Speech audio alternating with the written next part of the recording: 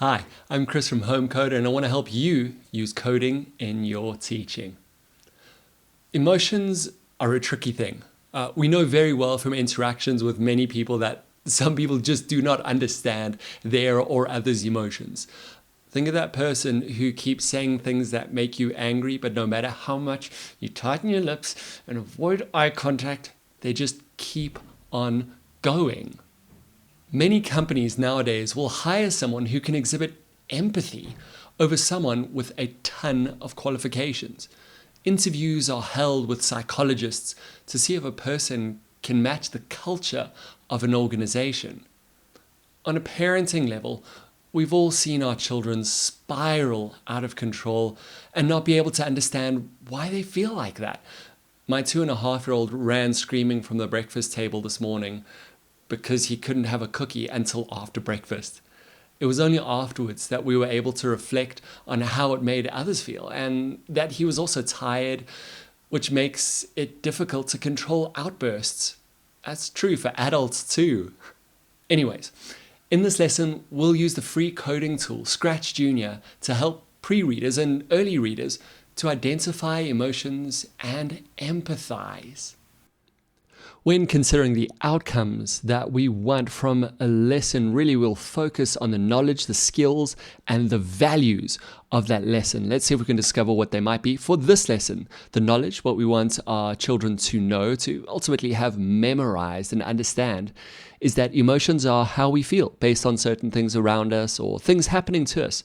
We can feel many things: happy, sad, angry, scared, or all those sorts of things.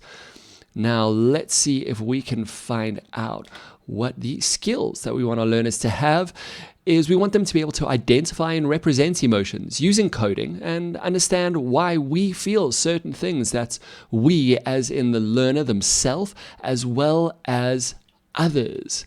And then, of course, values. Now, values are motivations. They're reasons for doing things. And the values we want our children to have from this is our empathy. Why do people feel certain things and how can I help them with that or understand them in that, as well as with our learners being on the journey of knowing how to learn and learning how to learn, to be able to create for understanding. When they want to learn something, they make something in order to understand it. Okay, let's move on. As with all inquiry-based lessons, we should always start with a question. Mine would be, what makes people feel happy, angry, or sad? Of course, under this question are a million others. Have those discussions. Talk about real people and real situations as well. You should start your lesson with something that provokes thinking and offer an opportunity for your children to make their thinking visible. If you like the full lesson plan where I show you how you might do that with a thinking routine, then please check out my Patreon page, or you can buy the full lesson plan with printouts for you and your children on my teacher account. Both of these are linked in the description below. Okay, on to the actual coding. ScratchJr is available for free on all mobile devices, and some people in an absolutely awesome way have even managed to create a version of it for desktop. And that's the one that I'll be using. As a quick side note, this program is incredibly fun and our children will learn a ridiculous amount just playing around in it. I recommend you walk them through the first steps and then give them time to just explore, even if they're not sticking to the lesson. You can bring them back to the topic at the end with a reflection routine that I'll put in the lesson plan. Once you have ScratchJr downloaded, you can tap on Home and then the plus to create a brand new project. The first time you open a project, you'll most likely have a character of some sort, either Scratch the Cat or Tick over here. We're going to start from a blank slate. So to delete a character or a background, in fact, you do a long press on it until it wiggles and you see a little X. Then you're going to tap on the X. There we go. Completely blank slate. So for this project, we want to show 3 emotions. Happy, sad or lonely, as well as angry. Our children will go on to do even more, I am sure. First thing I want is a setting, a place where I would expect one creature to be happy, one to be sad, and one to be angry. We'll need to link these to why the creature feels those different things, maybe even show how they move when they feel those things. Here is where you choose a background. Now, for all of these, as well as characters, you can actually edit them, you can tweak them, you can create your very own ones. I'll show you how to do that in future lessons. For now, I'm going to choose a savanna. You can either double tap on the savanna down there, or you can tap on it once and then tap the tick. There we go. There is our savanna. Now, here is where we choose our creatures or characters. Encoding will call these objects or sprites if you're in game development.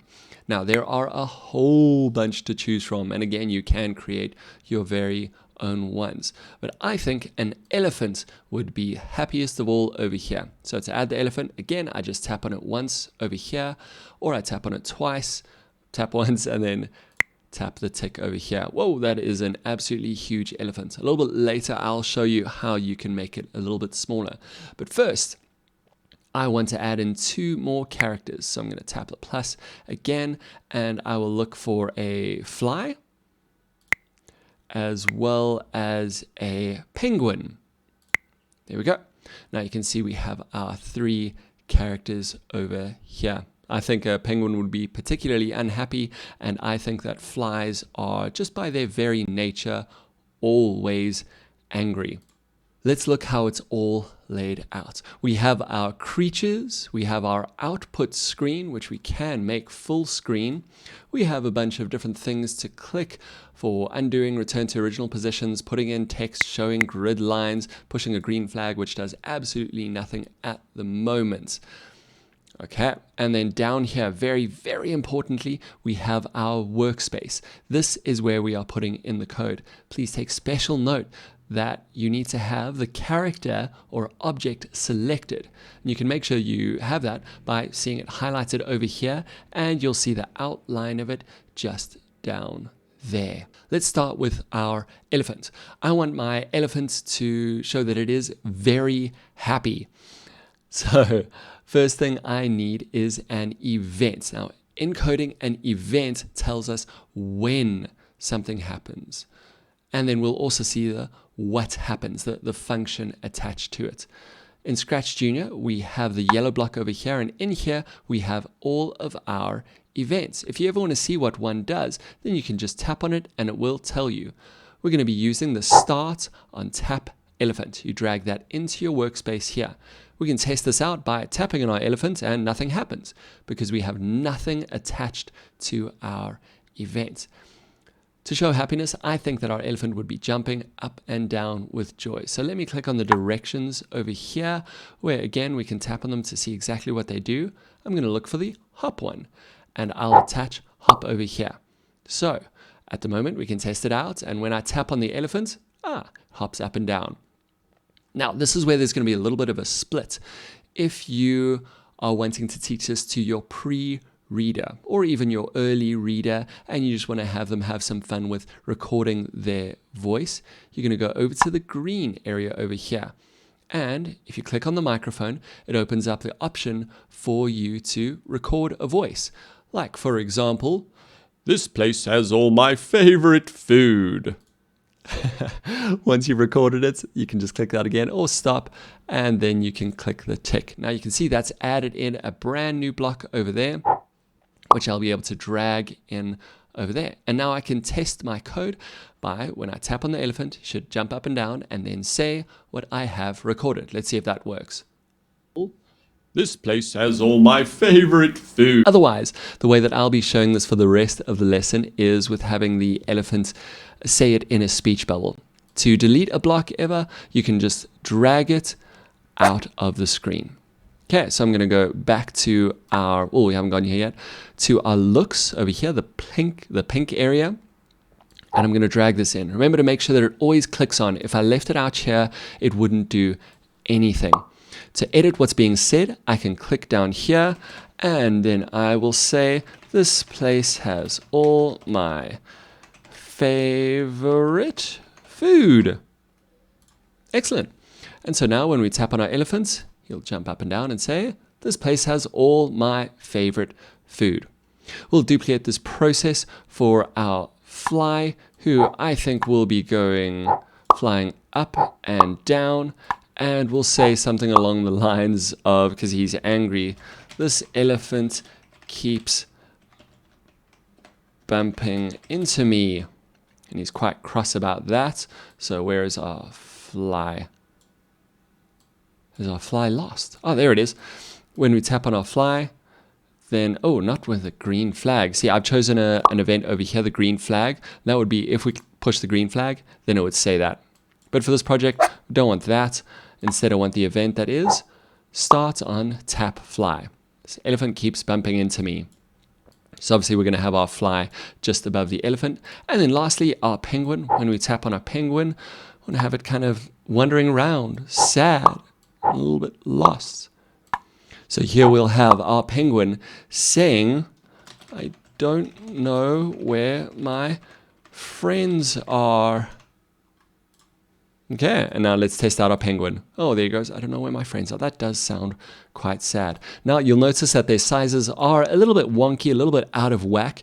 Here's a little trick for how you fix that. Under the pink tab over here, we're going to go and take hold of this block. And in order to change the size, we can just not attach it over here, but click it a few times. That looks like a good size for the penguin. I'm going to go ahead and then delete that block. I'll do the same thing for the elephant over here. Get it maybe about that size. Actually, you know what? Maybe just a little bit bigger. There we go. That looks like a good size for the elephant. And then for the fly, same thing. We'll make it just a little bit smaller like that. Okay, that looks like a nice layout, a nice way to end this. Let's see how the end product looks. We've got the elephant jumping up and down and saying, this place has all my favorite food. Our penguin wandering around, sad. I don't know where my friends are. And then the fly getting annoyed, quite angry. This elephant keeps on bumping into me. Again, let your children discover and play around. There are a lot of really cool other features that I'll show you in upcoming videos that they may discover already. If you are interested in the full lesson plan with an introductory thinking routine as well as a reflection activity at the end, also all the printouts and everything like that you can go through with your children, then please head over to my Patreon page or my teacher page. For any other questions or ideas to add to this, let's discuss it in the comments. If you've got any topics that you're covering and would like to know how to integrate coding into, whether that be from pre-reader all the way through to high school, please let me know in the comments or by emailing me at chris@homecode.co.za. Until next time, thanks and keep exploring.